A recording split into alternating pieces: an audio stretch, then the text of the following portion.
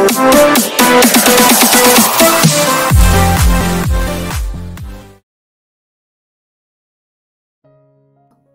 am not looking at him, yet I can still imagine him looking excited. I just nodded. Yes, and by that I stormed out of the bedroom. As I was walking down the stairs, I saw the twins happily running at the sala. Mukhang naghahabol-habulan sila. Good morning, Mommy! Matt greeted me while his sister runs to me and hugged my thighs. Ang aga niyong nagising? I chuckled. Oo po, kasi ginising po ako ni Princess. She told me that she wanted us to play po. Matt answered. Napangiti na lamang ako at marahang ginulong buhok nito. Siya, dito na muna kayo at ipagtitimpla ko kayo ng gatas ha? Huwag masyadong makulit at baka makabasag kayo rito. I reminded. He just nodded. Ay? I giggled upon hearing Matt. Nagtungo na nga ako sa kusina. I prepared small snacks for the kids. Nagtimpla na rin ako ng sarili kong gatas at sa lalaking yun. He might need this kasi aalis siya ng maaga para sa trabaho. Me, I hate paunahan ng inom po. Please stop it already. Iyan kaagad ang saad sa akin ni Matt pagkalagay ko sa serving tray sa lamisita. I chuckled. Why, baby? Because you know already that your sister will beat you again? No, I just don't have the appetite to drink it po, he said honestly. Napatango na lang ako sa sinabi nito. Hinila ako na palapit sa kanilang lamisita at isa-isa silang binigyan ng mga cookies na bili namin kahapon sa mall. Sakto namang kakababa lang ng kanilang ama at mukhang bihis na. Ngunit napakunot ang noo ko nang makita ang kanyang suot. Imbis na uniforme ay nakasuot lang ito ng casual na mukhang may lakad. Daddy! The twins ran towards him and greeted him. Maya-maya pa'y nagtungo ito sa direksyon ko at kinuha ang tasa na may lamang kape. I assume this is mine, he happily said and later on sipped from it. Afterwards, I saw his eyes grow bigger as he was looking at me. He showed me a thumbs up. Still the most delicious coffee I've ever tasted, he complimented. Hindi ko na lamang ito pinansin at wala sa sariling kumuha ng isang piraso ng biskwit. Daddy, where is your agent attire po? I heard Matt ask beside me. I secretly laughed. Agent attire?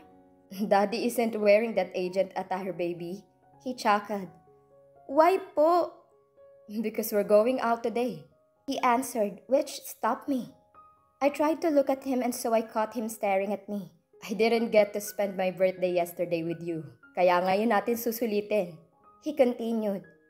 Pwede po ba yun? Di ba po hindi nyo na birthday ngayon?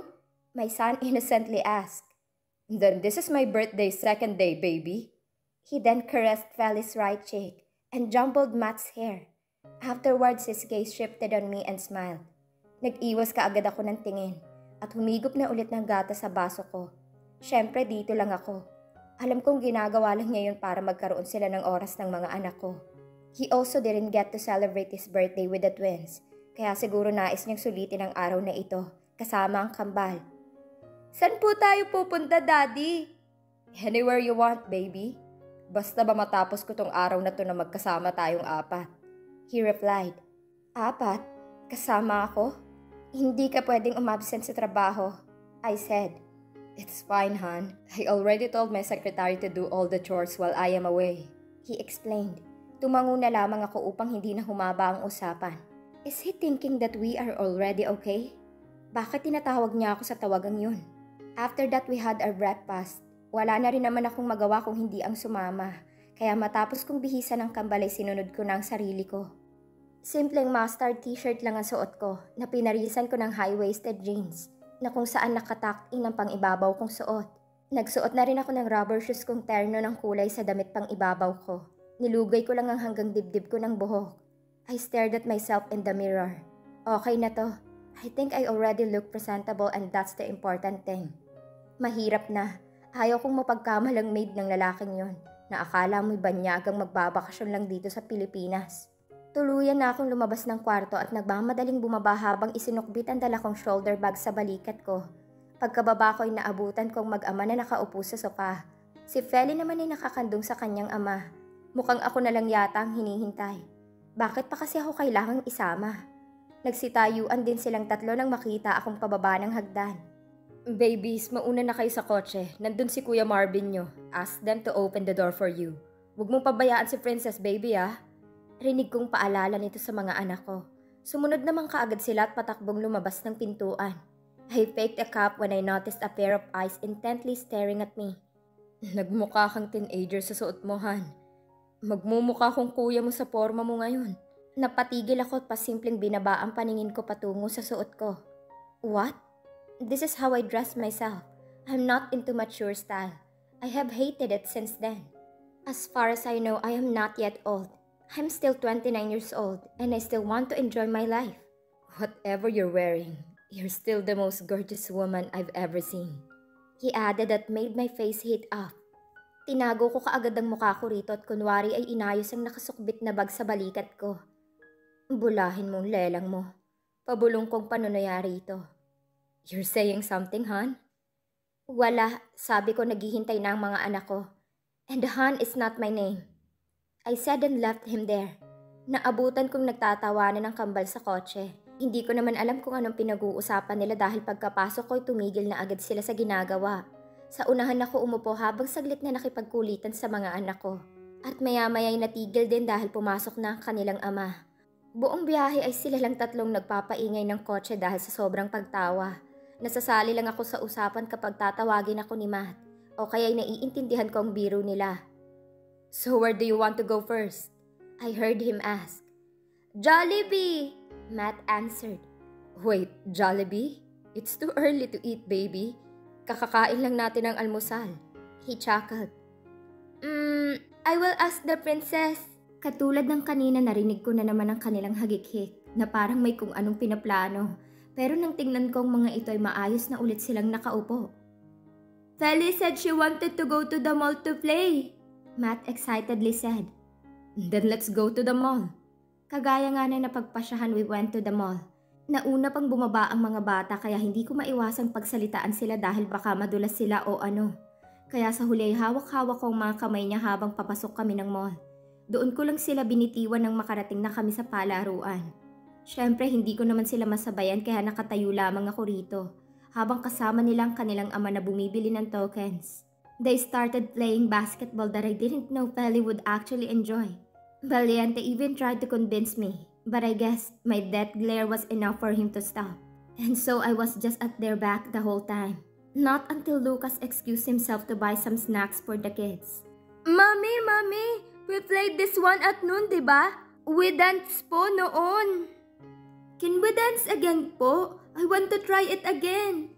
They were both holding my hands as they kept on pulling me to the dancing game machine. Shoot, of course I won't do that again. Ayoko nang mapahiya. Baby, that isn't fun at all. Might as well try whack-a-mole. Let's go, baby. Di ba we enjoyed this last time? Sinubukan kong baguhin ang nais nila. Dang, thankfully napao ko naman ang mga anak ko. At gaya nga na sabi ko, we really did play whack-a-mole. In fairness, na-enjoy ko itong larong ito. Nagtatawanan pa kami na nagtatawanan dahil hindi makatama ni isa si Matt. Daddy, this machine is a cheater. It doesn't let me hit this duendes. Napatayo ako ng maayos nang mapagtanto kung nasa likuran ko na pala ito. Dala-dala na nito ang mga snacks na pinamili niya para sa kambal. I should talk to the owner of this. But before that, let us first eat this. Baka nagugutom na kayo, he said. Not yet po, we still want to play. He paused as if he was looking for something. Afterwards, his eyes widened. There, he pointed something behind me. I don't know exactly what is it, pero nakikita ko ito sa mga pinapanood ko. Then let's go, we still have many tickets here. He said kaya nagtatakbuhan na ang kambal patungo roon. Ako naman itong sunod-sunuran lang. Me, join us. It needs 4 people po, said Matt. Wala pang katim si Daddy. I looked at them. They are all waiting. Nakita ko pang inilagay ni Valiente ang pinamili niya mga pagkain sa lamesang nasa gilid. Wait, siya ang katim ko? No. I don't know how to play that, baby, I said. Me, super sex is so easy. You just have to do this and then this. Pagtuturo pa ng anak ko na wala naman akong naintindihan. Alright, just this once. Pagbibigyan ko ang mga bata. Nagtungo na nga ako sa tabi ng magaling nilang ama. He just smiled at me. Good luck to us, Han, he said as if he was composing himself, and later on looked at the twins who are at the other side. Mommy and Daddy will win this, babies, he chuckled while moving his hands for Feli to understand it. Natawa na lamang ako nang umiling silang dalawa sa kabila. Daddy, we won't let you even if today is your birthday second day. Matt replied, Diyos ko, ang cute talaga ng mga anak ko. Then let's get started, Valiente announced. Wala naman akong kinalaman dito, kaya nang nagsimula sila sa paggalaw-galaw ng kanilang hawak ay nagsimula na rin ako. Yay! Mommy help us! Napakunot naman ang noo ko sa sigaw ni Matt. Nag-apiran pa ang dalawa. Nakita ko namang napakamot ng batok si Lucas. Saan ba ang goal? I innocently asked. That made him laugh. Han, blue team tayo. He chuckled. Oh, all this time nakatingin lang ako sa red na maliliit na tao. Akala ko kasi akong nagkokontrol noon. Ang tanga ko naman masyado. I thought red team tayo. Mahinang saad ko na mukhang narinig niya naman dahil narinig kong mahinang tawa nito. Alright, bawi tayo, he said, and what he did shocked the hell out of me. He patted my head as if he was cheering me on. Let the game begin! Anunsyo pa nito na para bang isa lang siyang high school student na naglalaro. Natawa ko sa naisip. Ramdam ko na ang mga mata ng mga taong nandito rin. Siguro dahil sa sigawan ng mag-ama. May isa pang ang babae na nakatinginan ko. Nakangiti lang ito at parang nag-e-enjoy siya sa panonood. Kaya ginantihan ko na lang din siya ng ngiti. Habang naglalaro ay unti-unti na rin akong natututo. Kaya palagi kaming nakakascore ni Lucas. Muntikan ko na ngang makalimutang nandito pala kami sa mataong lugar. Dahil sa paminsan-minsan ay sumisigaw ako sa tuwa. Last 15 seconds! 5 versus 5! Nakangisi lang ako habang abala ang kamay ko sa pagkokontrol ng mga maliliit na tao.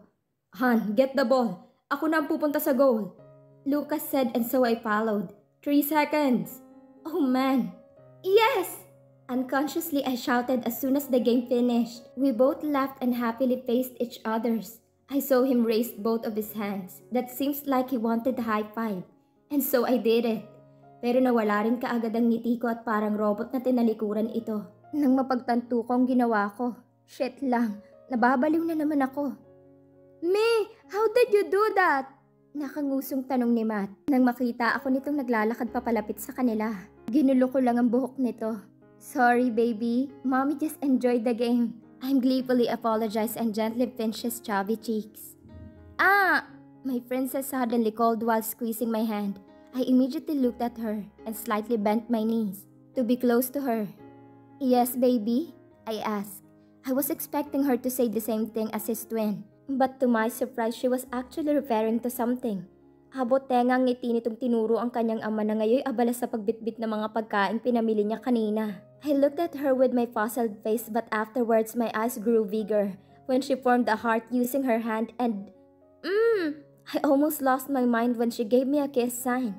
Automatic kong napahawak ang kamay ko sa kanyang kamay at marahan yung binaba. Shit, saan niya yun natutunan? Tara na, nagugutom na ako eh. Pag-iiba ko na lamang ng usapan at binuhat si Feli habang hawak ang kamay ni Matt. Here, I bought this for us. Ako na ang mabubuhat kay Feli. Tumango na lamang ako sa pagboluntaryo nito at nilipat sa kanyang mga bisig si Feli. Inabot niya rin ang supot na lagayan ng mga snacks.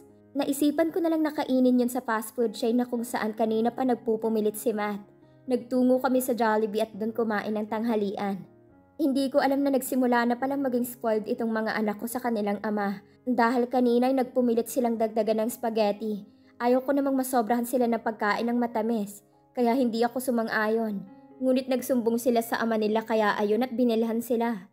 I think I should talk to them when we get home. Mommy, spaghetti! Matt happily offered me his spaghetti. And so I leaned forward and opened my mouth. Hindi ko alam kung naglalambing bang anak ko o nantitrip lang. He laughed when I got tricked. Nanlaki ang mga mata kong hindi pa rin makapaniwala sa ginawa ng anak ko. I heard their laugh, even their father. Here, let me wipe it. Masaya lang talaga si Matt. Natatawang saad pa nito na ngayon nasa harapan ko. Hindi pa man ako nakapagsalita ay naramdaman ko ang pagpunas nito sa aking mga labi, gamit ang table napkin tissue. Napaayos naman ako ng pag-upo at akmang babawiin yon, ngunit huli na't tapos na pala ito. Thank you. I gave him a small smile Binalik ko na ang atensyon ko sa pagkain sa harap ko. Sorry, Mi. I won't do it again. Humagikik si Matt pagkatapos. It's alright, baby. Kain na. I replied. Pero habang kumakain kami, bigla namang sumagi sa isip kong isang kalokohan. I looked at my son. Napangisi naman ako, tahimik na nagsandok ng spaghetti ko. Baby, say ah. Itinapat ko ang pagkain sa baba ni Matt. He was about to open his mouth, but he stopped and looked at me. I know that you will do what I did to you, Mi. He chuckled. Umiling lang ako. What? You know that mom is not fond of tricking, right? Pagkukunwari ko pa. Mukhang napaniwala ko naman ng anak ko kaya ibinuka nito ang kanyang bibig.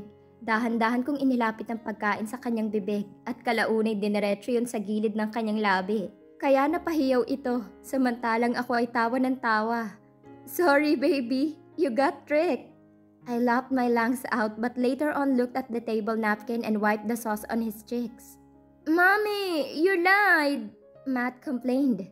And so I showed him my peace sign. Sorry baby, hindi ko na uulitin. Here, eat this. Natatawang itinapat ko ang tinidor kong may lamang spaghetti, but he shook his head. No mommy, you will just trick me again. Of course not, I promise baby, now open your mouth. I said. Hindi naman ako nahirapang kumbinsihin ng anak ko dahil isang saglit may binuka na nga nitong kanyang mga labi kaya sinubuan ko na ito. Pinunasan ko kaagad ang dumi sa gilid ng kanyang mga labi. Nakangiting ibinalik ko na ulit ang pinggan ko sa pagkain at akmang magpapatuloy na sa pagkain ng maramdaman kong titig nito sa akin. Hindi naman ako nagkamali ng iangat kong paningin ko rito. Nahuli ko itong nakatingin sa akin pero imbes na mag-iwas ng tingin ay ngumiti pa ito na nagpabilis ng tibok ng puso ko. Pasimple kong kinuha ang cellphone ko at tiningnan ng sarili ko. Wala namang dumi ah. May dumi ba ako sa muka? I asked. No, don't worry. He said. Then why are you looking at me? I asked. I just love seeing you happy. It's been a long time since I did not get to see your beautiful smile. Please smile often, hon. I always want to see it. Tila ba'y isang kuryente ang boses nitong biglang dumaloy sa katawan ko. Nakalaunay dumiretso rin sa puso ko. Pakiramdam ko'y nagsitayuan ang mga balahibo ko sa katawan, hatid ng mga salitang yon. Bear with each other and forgive one another. If any of you has grievance against someone, forgive as the Lord forgave you. I bit my lower lip as that verse suddenly popped up on my phone. While I was busy searching for some current news, I tapped the exit button and so I went back to the news site where I am supposedly reading. But as I read some articles, I can't really understand it as my mind was being distracted by the statement I read earlier. Painis kong pinatay ang cellphone ko at nagpakawala ng buntong hininga. Wala na. Nawalan na ako ng gana. Parang kanina lang sarap na sarap ako sa pakikipagkumustahan sa mga katrabaho ko bago ako nagpasyang magbasa ng mga balita rito. Gis! Inis kong bulong nang bigla na lamang maglaro ang eksena noong nagdaang araw kung kailan sinama niya kami ng kambal sa pagpasyal. Inabot ko na lamang ang tasa ng kape at nilagok lahat ng laman niyon bago tuluyan tumayo upang pumasok na sa loob. Tulog pa naman kasi ang kambal dahil sa sobrang pagod nila kanina kakalaro. Alas 5 na ng hapon ngayon, kaya pagpasok ko inaabutan kong abala sa kusina ang mga katulong. Ma'am, amin na po yan, kami na pong bahala. Saad ng isang kasambahay kaya napangiti na lamang ako at tumango. Thank you, wika ko. Hi po, Miss Althea. Anong gusto niyong ulam ngayon? Sabihin niyo lang po para mahanda namin. A girl approached me. I think she was just below 20s. I did not seen her before. Bago ba siya? I just smiled and shook my head. No, thank you. Anything will do, I answered. Okay po, she replied politely before turning her back at me. Maya-maya pa ay napagpasyahan ko ng umalis ng kusina upang puntahan ng mga anak ko sa kwarto nila. Pero habang nasa daan ako'y napansin kong pagkataranta ng mga katulong habang daladalang isang attache case at isang itim na bag na paniguradong kay Lucas. Ingatan mo yan at baka may masira. Naku, baka mas lalong magalit si Sir sa'yo. I heard the woman said strictly to the girl beside her. Hindi naman sumagot ang bata kung kaya't napatungo lang ito. Doon lamang napakunot ang noo ko sa inasta ng babae sa kanya. Hindi ko mapigilang lumapit sa kanila. Ma'am! Tila ba'y gulat ang babae nang makita ako. May problema ho ba? Bakit parang balisa kayo? I asked worriedly. Kasi ma'am, Galit na galit si sir nang makauwi kanina. Halatang may nakasagutan na naman sa kumpanya niya, ma'am. Muntik pang mahulog nitong si Angelita ang bag ni sir, kaya mas lalong nagalit.